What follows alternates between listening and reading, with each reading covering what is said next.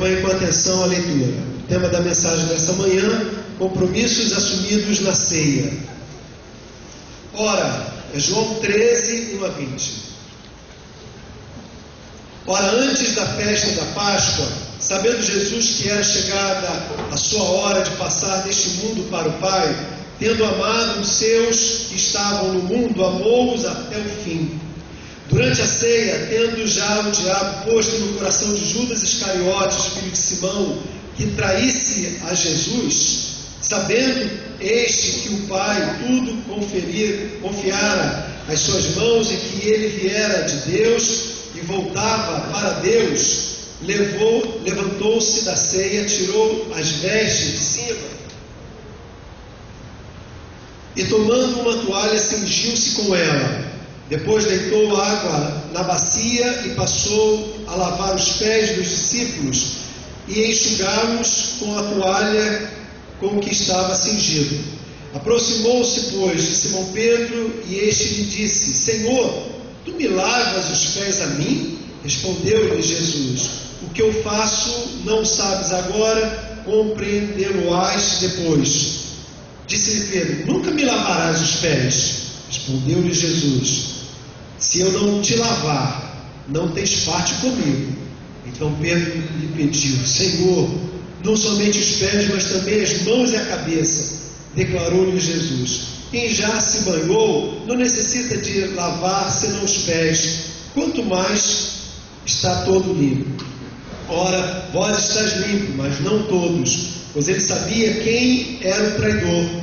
Foi por isso que disse: nem todos estáis limpos. Depois de lhes ter lavado os pés, tomou as vestes e, voltando à mesa, perguntou-lhes: compreendeis o que vos fiz? Vós me chamais o Mestre e o Senhor, e dizes bem, porque eu sou.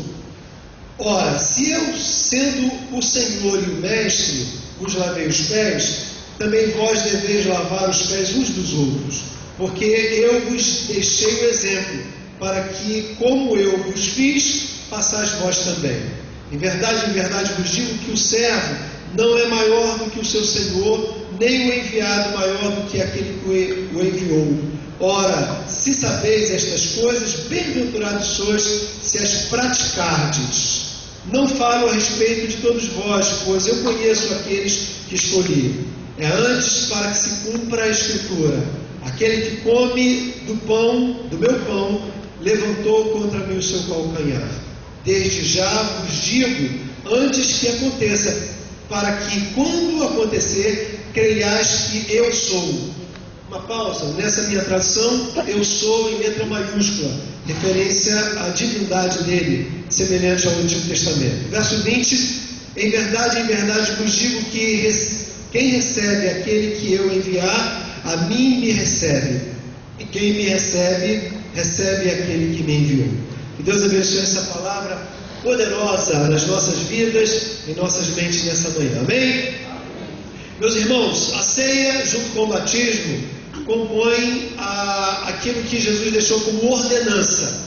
Então, por essa razão, periodicamente, na nossa igreja, como batista e muitas outras denominações no Brasil, nós fazemos mensalmente. Alguns grupos religiosos fazem de 15 em 15 dias, semestralmente, dominicalmente, não importa a periodicidade, mas a repetição, como uma ordenança para se praticar com regularidade, é por uma razão: uma ordem deve ser seguida, uma ordem dada pelo Senhor deve ser cumprida.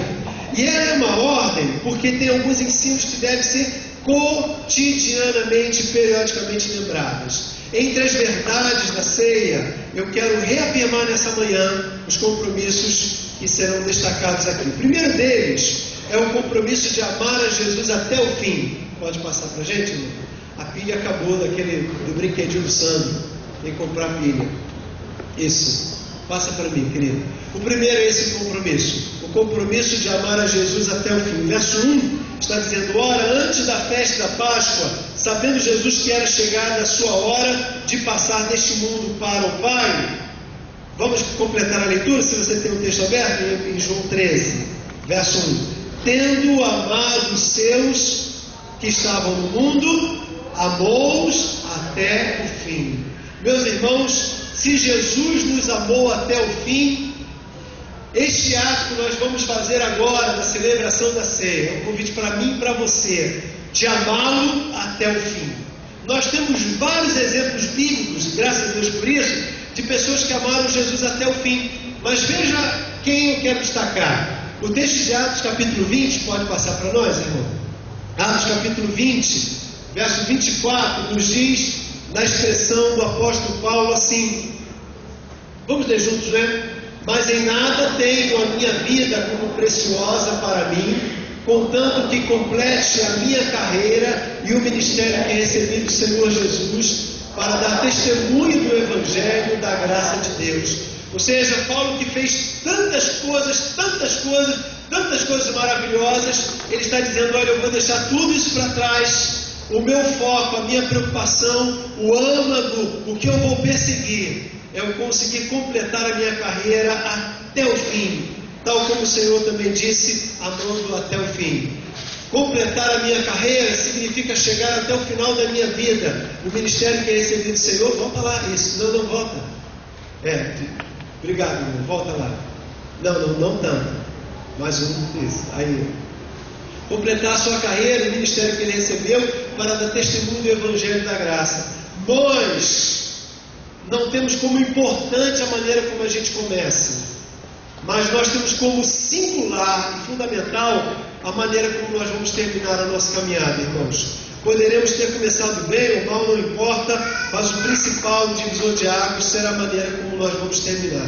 Por isso, Hebreus, agora sim, Hebreus 12, pode passar para a gente, irmão? Hebreus 12, versículo 1 a 3, nos diz assim, vamos ler juntos também? Digamos, portanto, rodeados de grande nuvem de testemunhas, deixemos todo o embaraço e o pecado que tão de perto nos odeia, e corramos com perseverança a carreira que nos está proposta, fitando os olhos em Jesus, autor e consumador da nossa fé. Pode passar? O qual, pelo gozo que lhe está proposto, suportou a cruz, desprezando a ignominia, e está sentado à direita do trono de Deus. Considerai, pois, aquele que suportou tal contradição dos pecadores contra si mesmo, para que não desfalecendo em vossas almas. O texto está dizendo, irmãos, é o capítulo 12. O capítulo 11, que antecede esse versículo, o início do capítulo 12 de Hebreus 1 a 3, nós lemos. O capítulo 11 é a galeria dos heróis da fé. Vem a descrição de grandes feitos que todos eles fizeram. Mas agora, diante do testemunho dessa galeria da fé, do capítulo 11, o texto está dizendo que a gente deve abandonar todo o nosso pecado, tudo aquilo que nos impede, para que a gente corra a carreira que está proposta para cada um de nós. Meus irmãos, o chamado é que a gente continue e não desista. Eu sei que a caminhada por muitas vezes é dura. Os embates acontecem, o desânimo, o mau testemunho, coisas que acontecem que vêm embotar o brilho da nossa fé.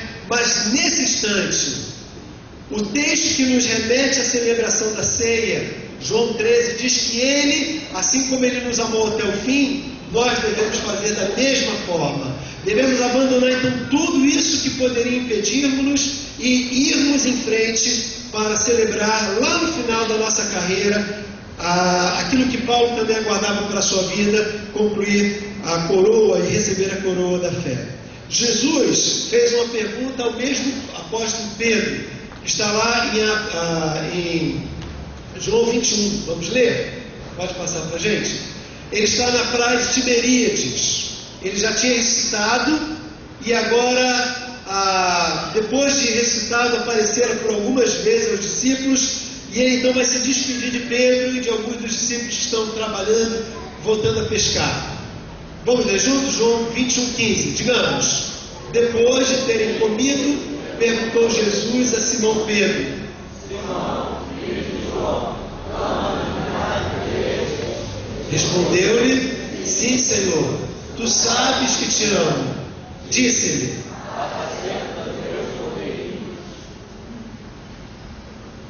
Pedro, tu me amas? Essa pergunta, irmãos, que o Senhor faz para mim e para você individualmente aí na sua mente: tu me amas? Tu me amas? Não é uma referência para o presente, mas é uma sinalização para que você prossiga ao rumo, ao alvo que você estabeleceu para a sua vida. Nessa manhã, a gente ouviu desses irmãos aqui, dessas duas irmãs, desses três irmãos, o depoimento de fé deles, e nos edifica, né? Inevitavelmente a gente lembra o dia em que a gente também disse: Senhor, eu também te amo, eu quero me comprometer com o Senhor. Ouvi-los motiva que nós venhamos a prosseguir nessa caminhada. Mas, meus irmãos, depois de algum tempo, sempre é bom a gente reavaliar e olhar para trás e definir se nós verdadeiramente o amamos assim. Tu me amas? Não é uma pergunta para responder de agora, mas é para a gente avaliar se a caminhada que nós estamos seguindo, ela está tendo o rumo certo e o concatenar correto, o encaminhamento correto, que prometam um prosseguimento, uma continuidade. Meus irmãos, não importa agora quantos anos nós temos de fé, de batismo, de vida cristã, mas o que vai valer é como nós vamos terminar a nossa caminhada. E hoje é dia de, diante da palavra do Senhor, diante da celebração da ceia, nós nos comprometermos de amar ao Senhor até o fim. Em segundo lugar, no texto de João capítulo 13, versos 4 a 11, fala como Jesus celebrou, ele interrompe a celebração da ceia e ele lava os pés dos seus discípulos. No verso 10, se você puder ler na sua palavra aí, João capítulo 13, verso 10, achou aí? Vamos ler juntos? Nessa minha tradução diz assim, vai na sua também. Declarou-lhe Jesus: quem já se banhou não necessita de lavar senão os pés, quanto ao mais está todo limpo, ora vós estáis limpos, mas nem todos. Ele, o diálogo que ele trava com o apóstolo Pedro, muito interessante, né? Pedro diz ao Senhor: como é que é isso? O que é isso? Senhor, meu Senhor, como é que o Senhor vai lavar os meus pés? Aí Jesus diz o que para ele? Lembra-se? Se eu não te lavar, tu não tem parte comigo. Lava tudo, Senhor, do pé à cabeça, lava tudo. Jesus então diz isso: não precisa, você já se banhou, você já está limpo, precisa somente aquilo que é necessário para esse momento. Meus irmãos, isso nos dá um grande ensinamento. Você que já foi salvo pelo Senhor, não precisa aceitá-lo de novo, como esses irmãos testemunharam que o aceitaram, mas precisa fazer uma coisa que é fundamental: manter-se limpos. Manter-se limpo. O segundo compromisso que eu assumo ao tomar a ceia não é só amar a Jesus até o final, mas manter a minha vida limpa diante do Senhor. E aqui está o fator sine qua non para nós andarmos na presença do Senhor. Não basta a confissão lá do passado, precisa a confissão do agora. Eu não preciso aceitá-lo de novo, mas eu preciso confessar o meu pecado, arrepender-me dele e, principalmente, como ensina Provérbios, eu preciso abandonar o meu pecado. A palavra de Deus nos ensina, pode passar para a gente, Michael?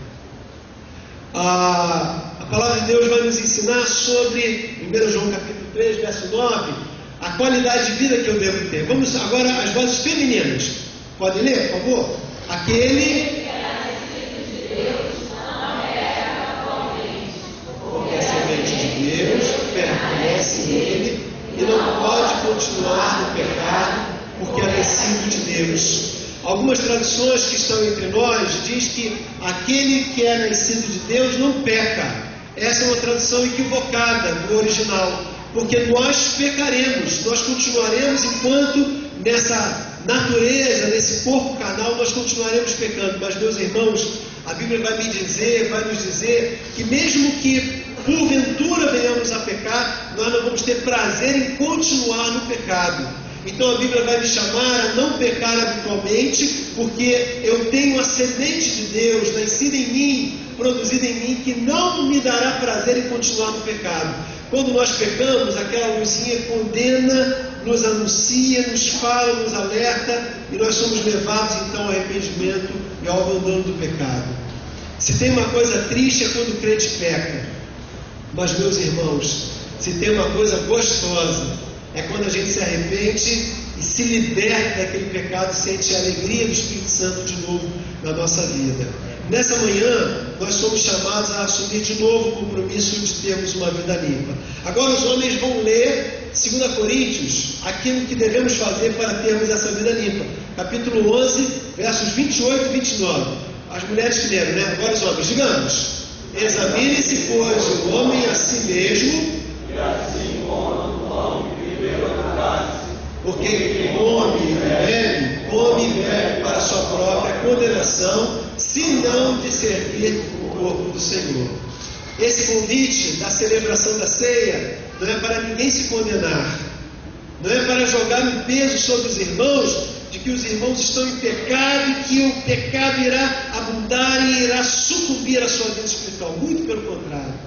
Esta mesa convida que você reconheça, mas o largue, o abandone, o deixe no altar, aos pés da cruz de Cristo, e viva a potencialidade da vida de um crente. Pastor Ivênio dos Santos, em fevereiro, eu citei essa frase e quero repetir, que foi cunhada por ele. O crente mais santificado não é aquele crente que menos peca, mas aquele que mais se limpa. Vou repetir: o crente mais santificado não é aquele que menos peca, mas aquele que mais se limpa. Essa mesa me convida a voltar e me prostrar diante daquela cruz que cantamos aqui na celebração, no início do ato da adoração. Me render, me jogar, me entregar, me derramar nele. E lá naquele altar eu colocar o meu pecado, a minha falha, a minha limitação, e, irmãos, abandonar aquilo diante do Senhor. Isso fará você limpo. Isso fará você limpo. Meus irmãos, vir à igreja é ótimo, mas não limpa um cristão. Não adianta você tomar dessa ceia com mágoa do seu irmão, com rancor, com ódio, com indiferença de um ao outro, ou com alguma coisa a acertar lá atrás.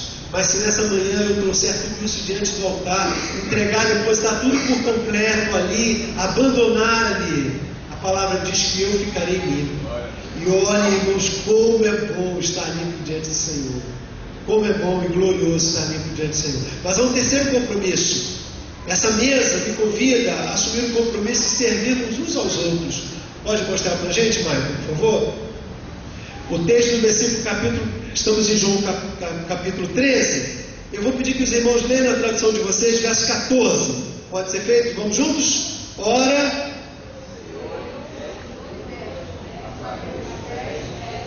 vós também deveis lavar os pés uns dos outros. Ora, se eu sou mestre, se eu sou Senhor, como vocês dizem bem, porque eu dei o exemplo, eu lavei os vossos pés, vocês devem fazer o mesmo. Seria uma boa ilustração trazer agora uma bacia e lavar os pés dos irmãos. Na cultura judaica, isso era um exemplo de hospitalidade e serviço. Por que lavar os pés? As estradas eram empoeiradas, as pessoas andavam a pé ou a cavalo longos trechos para chegar na casa do seu irmão.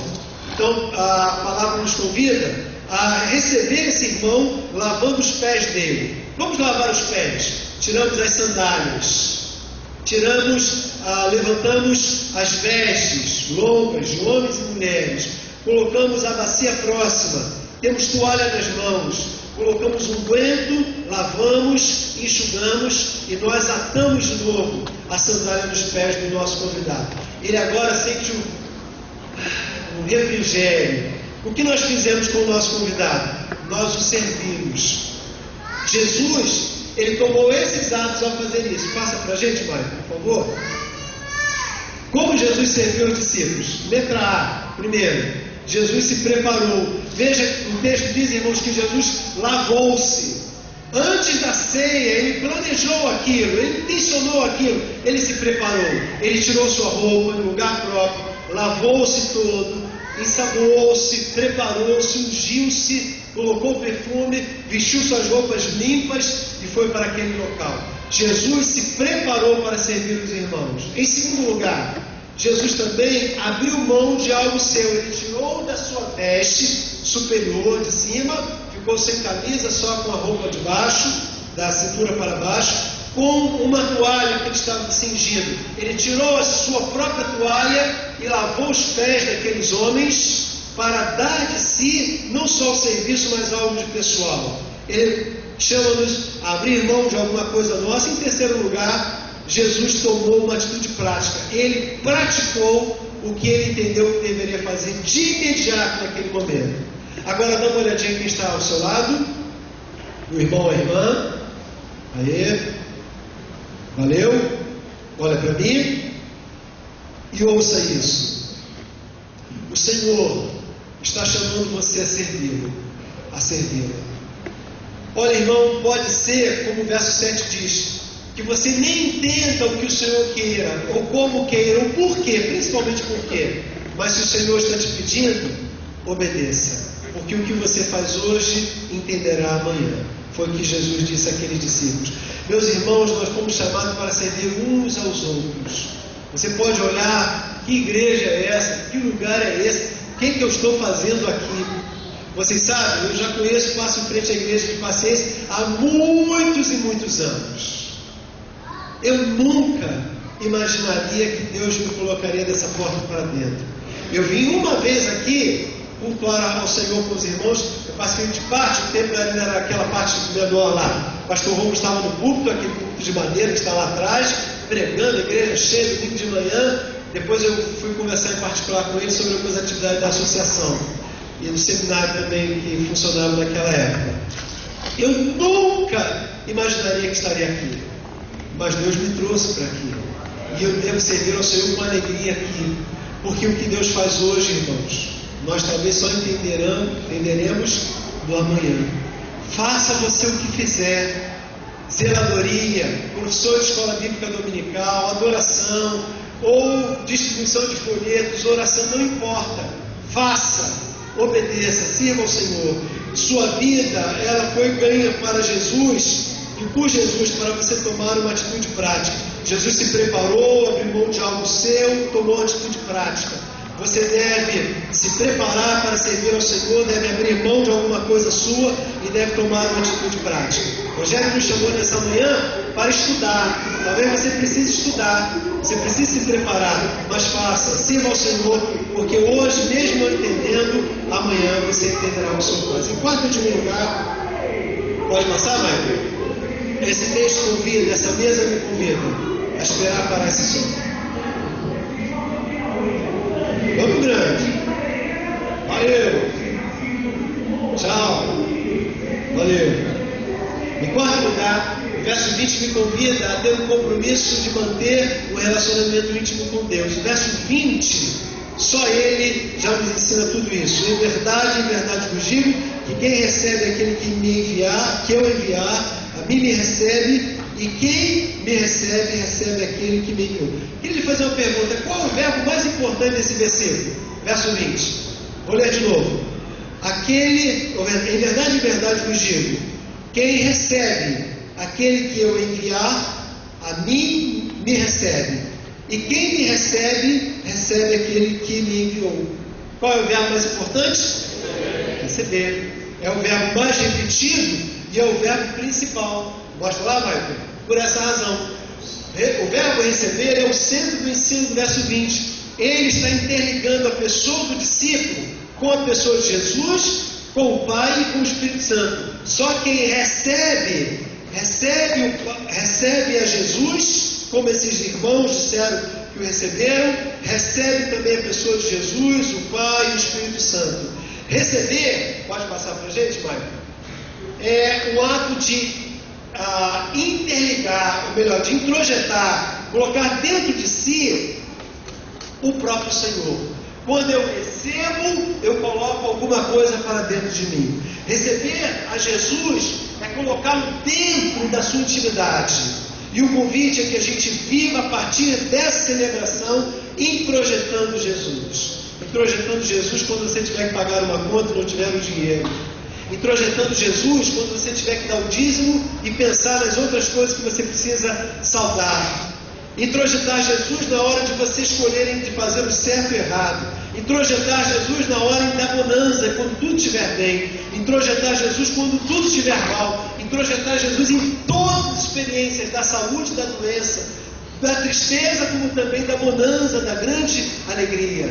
Meus irmãos, introjetar Jesus é experimentá-lo dentro de você. É Ele coabitar com você ao ponto de fazer uma liga, uma amarra dentro da sua vida e você viver na presença dEle. Vou terminar compartilhando uma experiência que eu vivi no ano de 1995. Eu já contei aos irmãos, nessa época eu era pastor de missões da primeira igreja batista de Campo Grande. E a igreja foi fazer um projeto em Angola, na capital, Luanda. Era ainda o período pós-guerra, a cidade estava ainda tomada de armamentos, tinha todo aquele clima, perigo de invasão, etc. Então, era uma situação muito delicada e a gente estava com muito medo, a igreja orando. E eu citei aos irmãos a experiência de que a união feminina de todo que o Oeste Carioca juntou copinhos de água, mas porque as doenças eram muito grandes ali através da água. E a gente não tinha como carregar aquela água, tomamos a decisão entre levar as Bíblias e as roupas e as águas. Nós deixamos os copinhos de água e levamos as Bíblias e as roupas. E como Deus providenciou, a gente foi no acampamento da Missão Asas de Socorro. E por ironia de Deus, deboche de Deus, né, para mostrar a gente quem Ele é, nós ficamos debaixo da maior cisterna de água potável da capital naquele momento. O nosso alojamento era debaixo da cisterna da caixa d'água, cisterna embaixo, né? Da caixa d'água daquele grande acampamento. Mas uma coisa que naquela viagem falou muito no nosso coração é que nós estávamos com medo de comer, aquela coisa toda, né? Uma cidade pobre, um país pobre, destruído, e nós fomos para lá assim mesmo. No último dia, fomos comer na casa do missionário Enoque Abaúca, um missionário nativo lá próprio lá da cidade, um autóctone.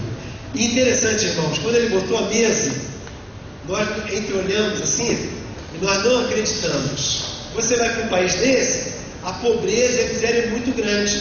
Os irmãos terem uma noção, a gente almoçava e lanchávamos, que era um lanche reforçado, para a nossa janta já. E ficava cerca de umas 40, 50 pessoas lá de fora esperando sobrar alguma coisa para comerem também, distribuírem aquelas pessoas, crianças, adultos, homens, mulheres. Era extremamente constrangedor. E óbvio que a gente comia assim o que precisava para sobrar ao máximo, para dividir também com aquelas pessoas. Uma situação assim que nós não temos no Brasil, em grande parte do Brasil. Fomos para aquele almoço e você sabe o que o missionário, pobre também, como aqueles moradores ali nos serviram? A família do missionário, lagosta.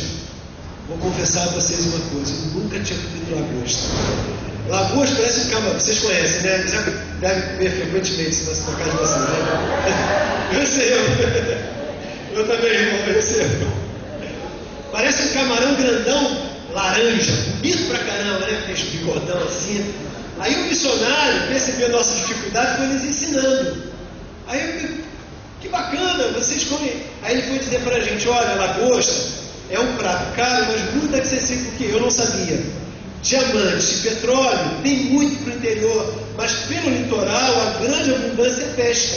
Grande parte da produção é pesqueira e principalmente lagostas. Então ele, com contatos do porto, ele comprou um preço legal e serviu. Nós comemos muito. Olha, irmãos, é um negócio, estou até com água na boca, né? Falar nisso, nossos comerciais. Escondidinho de frango com queijo, carne moída com queijo, R$3 e com arroz, salada de alface, R$5, pavê, R$2,50 na cantina, tá? Acho que eu estou na hora errada, né? Já não sei isso. Mas ele explicando para nós, que eu comia, coisa e tal, parece camarão mesmo, só que tem um cheiro e um gosto mais ativo ainda. Nós estávamos comendo aquele camarão, Deus foi me quebrantando, me quebrantando, me quebrantando. Deus falou no meu coração que eu não posso nunca mais, a partir daquele momento, não poderia duvidar dele. E ele me disse, Jair, eu te trouxe aqui para te mostrar que quando você anda comigo, na hora que eu quiser, eu te dou de tudo que eu quiser. Eu comi aquela lagosta, irmãos, com o apetite de um adorador. Louvei o Senhor. Glória a Deus. Glória a Deus. pensando, escondidinho de frango com queijo, carne moída, glória a Deus, arroz com salada, crescido salame, pavê, glória a Deus. Eu fui louvando a Deus. Sabe por quê, irmãos? Eu estava introjetando a presença dele com aquela lagosta, porque a minha vida é dele, e foi ele. Ele me mostrou que ele pode me levar para qualquer lugar, em qualquer situação, em qualquer contexto.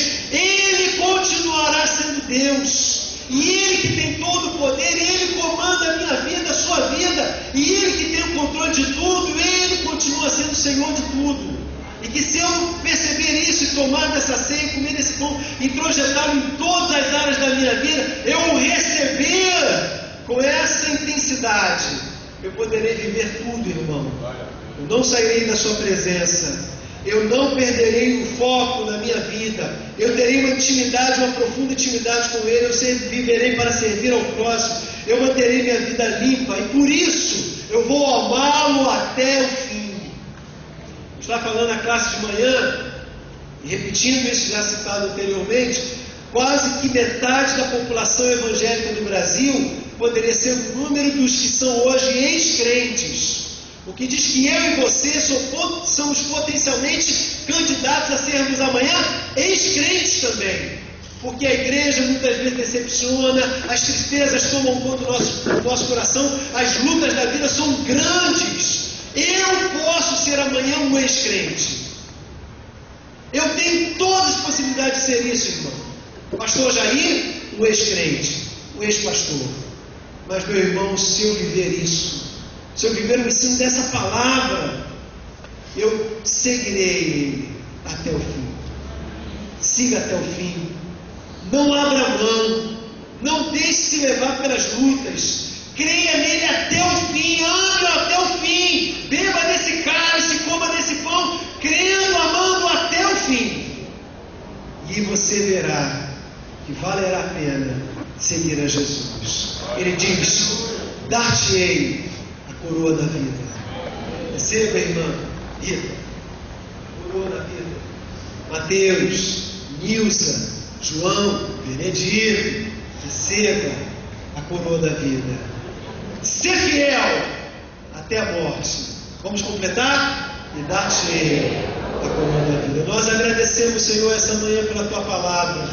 Nós nos curvamos diante dela. Nós queremos chamar até o fim, queremos ser limpos, mantermos-nos limpos, não por pecarmos menos, por não pecarmos, mas por lavarmos continuamente no sangue do Cordeiro, servirmos uns aos outros e amá-lo, projetá-lo intimamente e vivermos com intimidade até o fim.